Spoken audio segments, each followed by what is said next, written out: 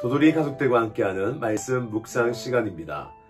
오늘도 우리 주께서 말씀의 은혜를 우리 모두에게 충만히 부어주시길 주님의 이름으로 축원을 드립니다. 오늘 함께 나누실 말씀은 누가복음 6장 1절에서 11절 말씀입니다. 예전 저희 셋째 다미가 혼자 놀다가 잠금 상태로 문을 닫은 적이 있습니다. 그만 혼자 방에 갇히게 된 거죠. 다미는 두려웠던지 울게 되었고 저희도 급히 나아가 문을 열려고 했지만 문이 잠겨 있었기에 열 수가 없었습니다. 결국 돈을 주고 사람을 불러 이제 문을 열게 되었죠. 그때 깨달은 게 있습니다. 문이 잠기면 우리가 열 수 없으면 저것은 벽이 되는구나. 문은 장소를 구분하기도 하지만 또한 우리를 하나가 되게 하는 역할을 감당하는구나. 만일 문이 닫히기만 한다면 열 수가 없으면 문은 문이 아니라 벽이구나 라는 것을 깨달았습니다. 그런데 오늘 말씀에 보면 바로 이 율법이 문과 같습니다. 율법은 하나님을 가까이 하게 하는 하나님의 은혜입니다. 하나님이 거룩하시기 때문에 우리가 가까이 갈 수 없도록 우리를 하나님과 구분시키는 역할도 감당합니다. 근데 만일 율법이 굳어져서 여는 문, 하나님께 가까이 하는 역할을 하지 못하고 닫히는 역할, 하나님과 우리를 구분하는 역할만 하면 이 율법은 벽이 되고 하나님과 우리 사이에 장애물이 되는 것입니다. 오늘 바리새인들을 보면 그러함을 알 수 있습니다. 바리새인들은 율법을 사용합니다. 그런데 이 율법은 자기 백성들이 하나님께 나아오도록 사용해야 하는데 바리새인들은 오히려 하나님께 나아가는 이스라엘 백성들을 막는 장애물이 됩니다. 어떻게 율법이 장애물이 될 수 있을까요? 율법에 사랑에 빠지면 이 율법은 굳어버립니다. 마치 닫힌 문처럼. 그러하여 아무도 열 수 없어서 그 방으로 절대 들어올 수 없는, 또 방 안에서는 나올 수 없는 일이 벌어지는 것이죠. 바리새인들이 사랑을 잃어버리자 율법은 닫히기만 하였고 하나님께로 나아가는 역할을 못했던 것입니다. 오늘 바리새인들을 보시면 예수님께서 나중에 안식일 날 손 마른 자를 고치십니다. 그렇다면 축하하고 그 생명의 역사에 대해 함께 기뻐해야 할 것입니다. 그러나 그들은 오히려 예수님을 죽이려고 합니다. 그리고 예수님의 생명의 역사, 손 마른 자를 고친 그 일, 실제로 손 마른 자를 고친 그 일은 예수님께서 손 마른 자에게 안식을 주신 축복인 것이죠. 안식을 회복시킨 사건입니다. 뻔히 예수님이 메시아임을 보일 수 있는 역사요. 하나님께서 특별하게 예수님을 통하여 그들에게 은혜를 주신 사건임에도 불구하고 오히려 바리새인들은 예수를 죽이려고 합니다. 그리고 많은 사람들로 하여금 예수님께 나아가는 그 길을 막아버리죠. 결국은 나중에 예수님을 십자가에 못 박는 메시아 예수를 죽이는 일을 이 바리새인들이 감당하게 됩니다.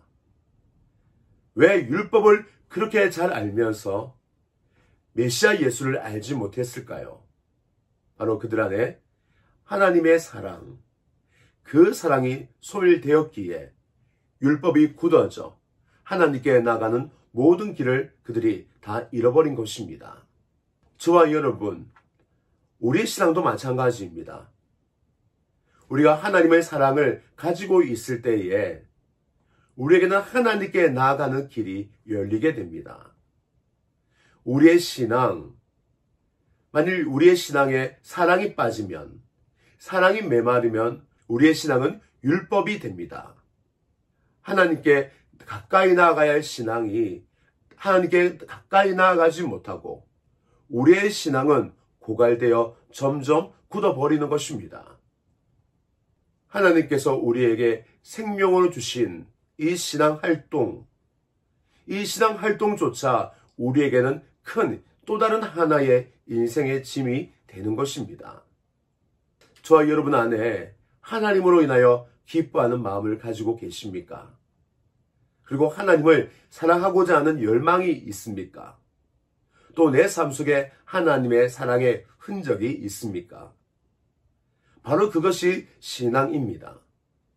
그러나 만일 하나님의 사랑, 그것이 소멸되어 있다면 지금 나는 신앙활동이 아니라 종교활동, 하나님께 가까이 나아가는 신앙이 아니라 하나님이 나에게 가까이 오심에도 불구하고 나 스스로 문을 벽으로 만드는 신앙활동을 하고 있는 것입니다.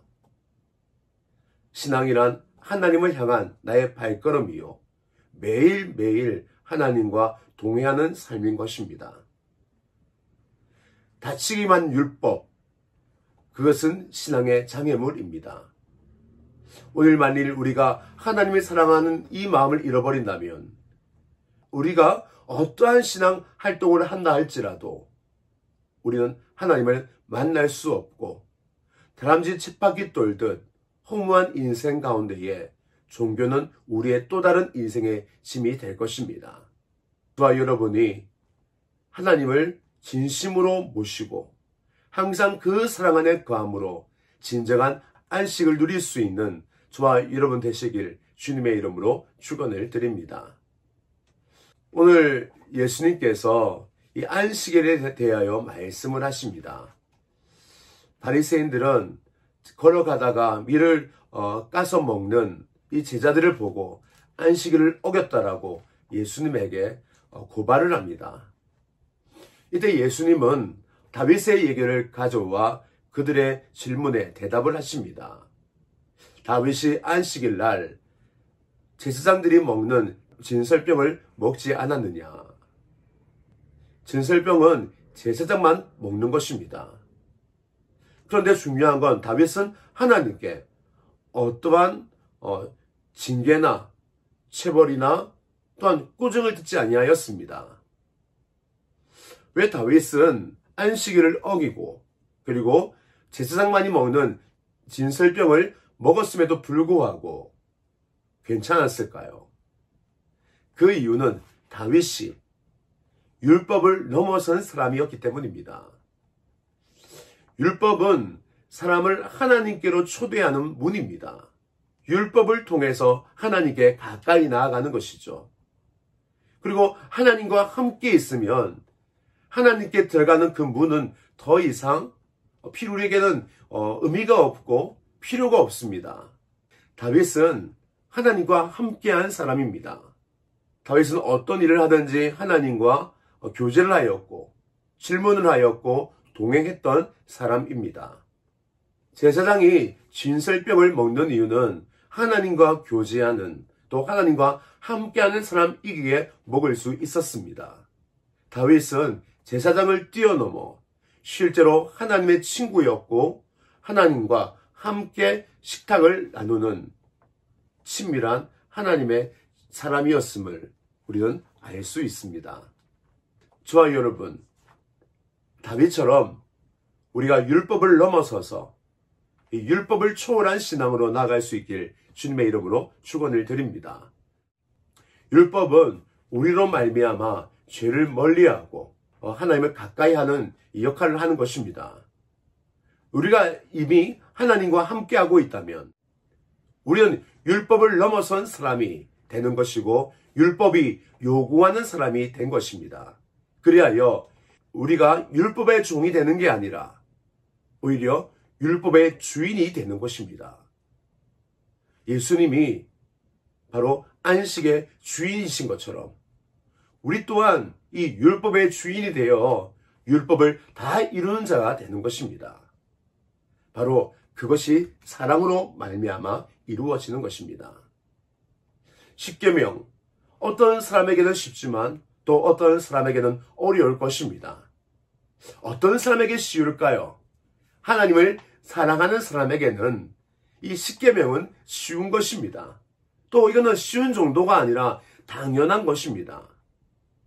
마치 강아지가 멍멍 짖는 것은 아무런 노력도 필요 없고 자기 안에 이 강아지 생명이 있기에 멍멍 짖는 것처럼 우리 안에 하나님의 생명이 충만하면 율법을 지키는 것은 의지적으로 또 우리가 억지로 지키는 게 아니라 율법을 지킬 수밖에 없는 생명이기에 지키는 자가 되어 율법은 바로 우리의 말이요, 행동이요, 정신이요, 생각이 되는 것입니다.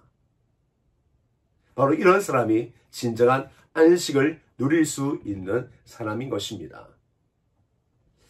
예수님은 마지막에 이제 이 손 마른 자를 고치십니다. 바로 예수님이 안식의 주인이시며 우리에게 안식을 주시는 분이심을 선포하신 것입니다. 오늘 주님은 우리에게 안식을 주시기를 원하십니다. 그리고 우리에게 안식을 주시고 계십니다. 우리가 예수님을 믿음으로 내 삶의 주인으로 삼고 예수님과 동행할 때 우리는 예수님 안에 있는 안식을 나의 것으로 삼을 수 있을 것입니다. 예수님이 오늘도 우리에게 말씀하십니다. 무거운 짐진 자들아 다 내게 오라. 내가 너를 쉬게 하리라. 오늘도 우리가 손 마른 병자처럼 예수님이 부르실 때에 벌떡 일어나 손 내밀라고 할 때에 손을 딱 내밀어 우리 삶에 회복과 치유가 일어나 안식의 주인이 되시는 주와 여러분 되시길 주님의 이름으로 축원을 드립니다. 오늘도 주 안에서 안식의 주인으로 그리고 안식을 주는 자로 하루를 승리할 수 있게 주님의 이름으로 축원을 드립니다.